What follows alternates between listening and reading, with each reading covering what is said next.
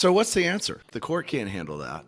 No. I mean, attorneys can't handle that. The third parties, the guardian ad litems. I mean, honestly, I don't think a lot of them get the training to be able to, No. the custody evaluators. No. Well, the custody evaluation process, I mean, to me, I mean, I know I'm going to probably piss more people off with this, but I just kind of think it's a joke. Yeah. I mean, not that the job that they're doing is not important, but it's the way that it's when it's ordered, it's way too late.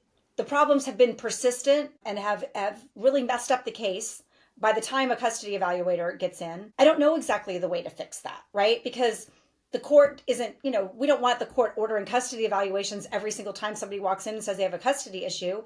But by the time it gets around to it and the person actually gets going, I mean, like right now, I have a case which we settled custody, but we had a custody evaluation ordered and we still haven't done anything. And that was 3 months ago, right? Yeah. So it hasn't even started yet. So what are these people been, if like, assuming I wasn't able to negotiate an agreement, an interim agreement, like what would they have been doing in this time?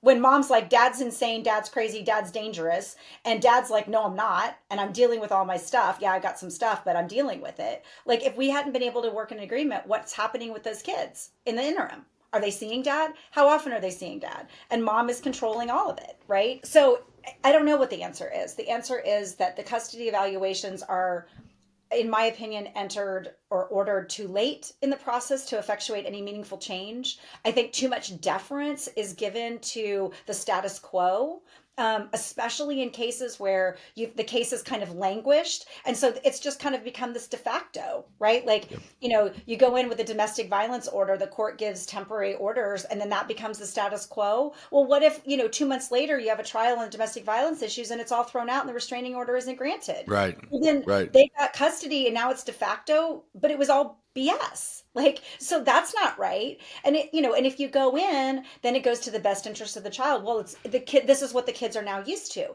Yeah, but the kids are now used to a fictitious schedule that was based on Right. lies. Right. So like now you've given this person and you rewarded them. Right. So what are they going to tell their friends to do? Well, here's what you do. You just say he shoved you at a custody exchange and then you get a temporary order and then you can negotiate and then that becomes the status quo and you win custody without ever seeing a courtroom, right? Except other than to get the protective order. So I don't know what you do about it. And who suffers during all of this? The children. Everybody. I mean, Yeah. everybody suffers to some degree. The I mean, kids, it's no wonder there's so many people upset by our, last posts. I mean, there's no wonder. absolutely. I mean, men get screwed, women get screwed. Like everybody, the families are decimated in the process.